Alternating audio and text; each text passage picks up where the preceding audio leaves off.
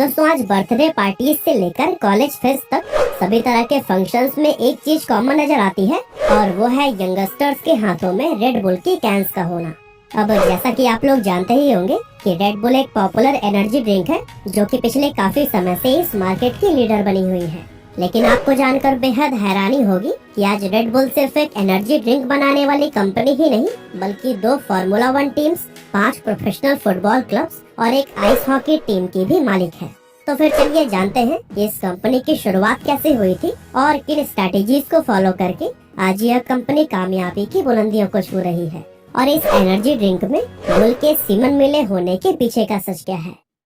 तो दोस्तों red bull की शुरुआत साल 1976 में थाईलैंड के अंदर हुई थी, जहां चेलियो युविद्या नाम के एक लोकल बिजनेसमैन ने इसे मार्केट में इंट्रोड्यूस करवाया था। दरअसल उन दिनों थाईलैंड में एक जापान की एनर्जी ड्रिंक लिपोविडॉन डी काफी फेमस हुआ करती थी, जो कि लोगों को एक दवाई की बोतल में मिला करती थी। ये एनर्जी ड्रिंक काफी ज्यादा महंगी थी, जिसकी वजह से इसे सिर्फ अमीर लोग ही खरीद पाते थे और इसी के चलते चेलियो के मन में ये विचार आया कि क्यों ना एक ऐसी एनर्जी ड्रिंक बनाई जाए जिसे अमीर ही नहीं बल्कि गरीब लोग भी आसानी से खरीद सके। अब चूंकि चेलियो बैंकॉक के अंदर अपनी खुद की एक फार्मास्यूटिकल कंपनी चलाया करते थे, तो फिर ऐसे में उन्होंने बड़ी ही आसानी से लिपोविडॉन डी के फार्मूला में थोड़ी बहुत फेरबदल करके एक नई एनर्जी ड्रिंक तैयार कर दी और उस नई ड्रिंक का नाम उन्होंने क्रेटिंग ड्रिंक रखा था, जहाँ पर क्रेटिंग का मतलब लाल यानी कि रेड और डेइंग का मतलब इंडियन बाइसन यानी कि बुल होता है। चेलियो की ये नई ड्रिंक सस्ती होने के साथ ही स्वाद में भी काफी अच्छी थी,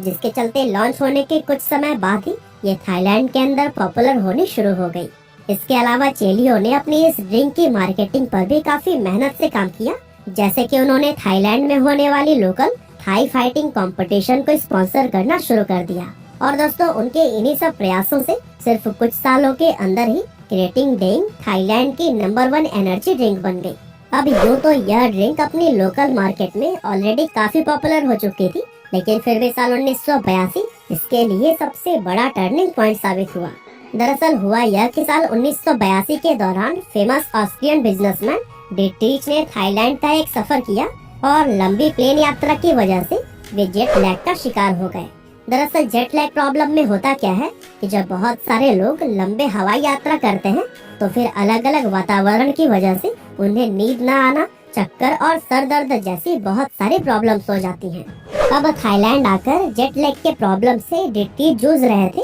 तभी उन्हें किसी ने सजेस्ट किया कि क्रेटिंग ड्रिंक पीने से उनकी यह प्रॉब्लम ठीक हो जाएगी और इसीलिए उन्होंने तुरंत ही इस एनर्जी ड्रिंक की एक बोतल पी ली। और दोस्तों इस ड्रिंक को पीते ही उनका जेट लैग वाकई में तुरंत ठीक हो गया। डिट्रीच को यह ड्रिंक इतनी पसंद आई थी कि उन्होंने उसी समय यह तय कर लिया कि वे इस ब्रांड को थाईलैंड से अपने देश ऑस्ट्रेलिया जरूर लेकर जाएंगे, लेकिन अपनी आर्थिक स्थिति के चलते वे इस काम को अकेले नहीं कर सकते थे। असल में डिट्रीच उस समय ब्लेंडेक्स नाम की एक टूथपेस्ट बनाने वाली कंपनी के अंदर मार्केटिंग की जॉब किया करते थे। यहाँ तक कि थाईलैंड में भी वे अपनी इसी जॉब के ही काम से आए हुए थे। इसीलिए उन्होंने क्रेटिंग ड्रिंक के मालिक चेलियो के साथ में एक मीटिंग की और उन्हें उनकी एनर्जी ड्रिंक को ऑस्ट्रिया में लॉन्च करने का अपना प्लान बताया। अब चेलियो को डिट्रीच का वो प्लान पसंद आ गया, जिसके बाद से दोनों ने $500,000 लगाकर एक नई कंपनी शुरू की, जिसमें कि दोनों 49% के मालिक बन गए थे, जबकि बचे हुए 2% की ओनरशिप चेलियो ने अपने बेटे को दे दी थी। साथ ही दोनों की सहमति से यह भी तय हुआ कि कंपनी को डिट्रीच चलाएंगे।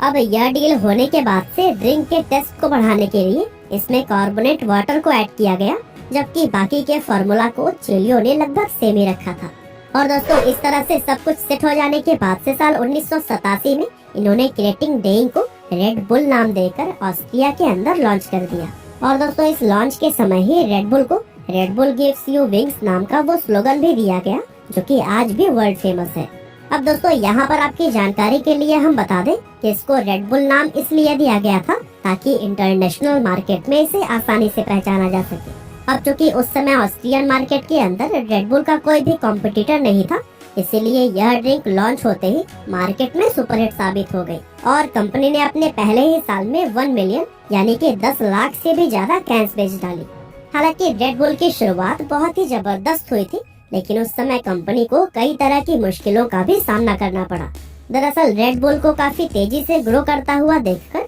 कुछ दूसरी कंपनीज उनके विरोध में खड़ी हो गई थी। यहाँ तक कि जर्मनी के अंदर तो इस एनर्जी ड्रिंक को पूरी तरह से बैन भी कर दिया गया था। साथ ही मार्केट में यह अफवाह फैलाई जाने लगी थी कि रेड बुल सेहत के लिए बहुत ही ज्यादा हानिकारक है। और तो और इसके बारे में एक अफवाह तो यह भी फैलाई गई थी कि इसे बुल के सीमन यानी कि वीर्य से बनाया जाता है। असल में दोस्तों रेड बुल के अंदर टॉरिन नाम का एक कंपाउंड मिलाया जाता है जो कि इंसान की बॉडी में एक एनर्जी बूस्टर की तरह काम करता है। ऐसे में लोगों के बीच यह झूठ फैलाया गया कि रेड बुल में मिलाया जाने वाला टॉरिन बुल के सीमन से निकाला जाता है, जबकि सच्चाई तो यह है कि इसको किसी भी जानवर के सीमन से नहीं बल्कि लैब के अंदर सिंथेटिक तरीके से बनाया जाता है। हालांकि इस तरह की अफवाहों और विवादों आदि के बावजूद भी रेड बुल समय के साथ में लगातार ग्रो करती रही, क्योंकि कंपनी के फाउंडर डिट्रीज को पहले से ही मार्केटिंग में महारत हासिल थी और वे अच्छी तरह से जानते थे कि विवादों व अफवाहों का इस्तेमाल अपने फायदे के लिए किस तरह से किया जाता है। अब वैसे अगर देखा जाए तो रेड बुल की सफलता के पीछे सबसे अहम रोल मार्केटिंग का ही है, क्योंकि रेड बुल एक ऐसी कंपनी है जिसके मार्केटिंग करने का तरीका शुरुआत से ही काफी अलग रहा है और ये कंपनी अपने रेवेन्यू का सबसे बड़ा हिस्सा मार्केटिंग पर ही खर्च करती है। दरअसल रेड बुल ने शुरुआत से ही ऐसे यंगस्टर्स को अपना निशाना बनाया जो कि पार्टीज और एडवेंचर करना पसंद करते हैं, और इन लोगों को टारगेट करने के लिए रेड बुल ने कई अलग अलग तरह की मार्केटिंग टेक्निक्स भी अपनाई थी, जैसे कि स्कूल, कॉलेज, बीच और जिम आदि के बाहर जानबूझकर ऐसी गाड़ियों को खड़ा कर देना जिसमें कि रेड बुल की एक बहुत बड़ी सी कैन रखी हुई होती थी और लोग इन गाड़ियों से मुफ्त में ही रेड बुल का सैंपल टेस्ट कर सकते थे। इसके अलावा यंग लोगों की पार्टीज में फ्री रेड बुल कैंस को बंटवाना और उन पार्टीज को स्पॉन्सर करना भी इस कंपनी के मार्केटिंग का हिस्सा था। और इतना ही नहीं, रेड बुल ने कई तरह के स्पोर्ट्स जैसे wind surfing, Cliff diving, rock climbing और फार्मूला 1 आदि को स्पॉन्सर करना भी शुरू कर दिया था, क्योंकि यंगस्टर्स को सबसे ज्यादा दिलचस्पी इसी तरह के स्पोर्ट्स में हुआ करती थी। और दोस्तों इन सब तरीकों से रेड बुल बहुत ही कम समय में यंगस्टर्स के बीच काफी ज्यादा पॉपुलर हो गई और इसकी सेल्स बेहद तेज रफ्तार से ऊपर की तरफ बढ़ने लगी। यहाँ तक कि शुरुआत में जहाँ रेड बुल पूरे साल में मुश्किल से 1 मिलियन कैंस ही बेच पाती थी, वहीं 1997 तक आते आते ये हर रोज ही 1 मिलियन से भी ज्यादा कैंस को सेल करने लगी थी। इसके अलावा जहाँ दूसरी कंपनियां किसी एक बड़े स्टार खिलाड़ी को अपना ब्रांड एम्बेसडर बनाकर उससे अपना प्रोडक्ट प्रमोट करवाती थी, वहीं रेड बुल ने सोचा कि सिर्फ एक खिलाड़ी को पैसा देने से अच्छा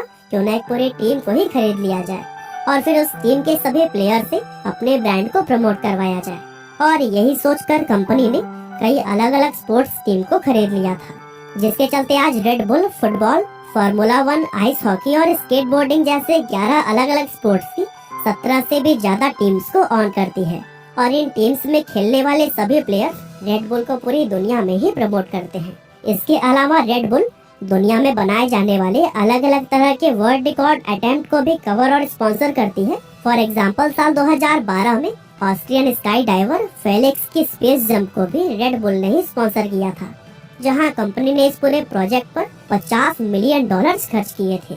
वैसे आंकड़ों को देखकर आज यह कहा जा सकता है कि इस तरह के इवेंट्स को प्रमोट व स्पॉन्सर करना रेड बुल के लिए काफी ज्यादा फायदेमंद साबित हुआ है, क्योंकि साल दर साल इस कंपनी की सेल्स व रेवेन्यू ऊपर की तरफ ही जाती हुई नजर आई है। वैसे आपको जानकर बेहद हैरानी होगी कि साल 2020 में रेड बुल ने 7.9 बिलियन कैंस बेची थी, जो कि अपने आप में एक वर्ल्ड रिकॉर्ड है और आज इस कंपनी का रेवेन्यू $18 बिलियन के आंकड़े को भी क्रॉस कर चुका है। साथ ही कंपनी के को फाउंडर व सीईओ डिट्रीज आज फोर्ब्स की वर्ल्ड बिलियनियर्स की लिस्ट में 56वें स्थान पर मौजूद हैं, जहां आज के समय में उनकी नेटवर्थ $27 बिलियन के आसपास है। और दोस्तों वही चेलियो की मृत्यु 17 मार्च 2012 को ही हो चुकी है।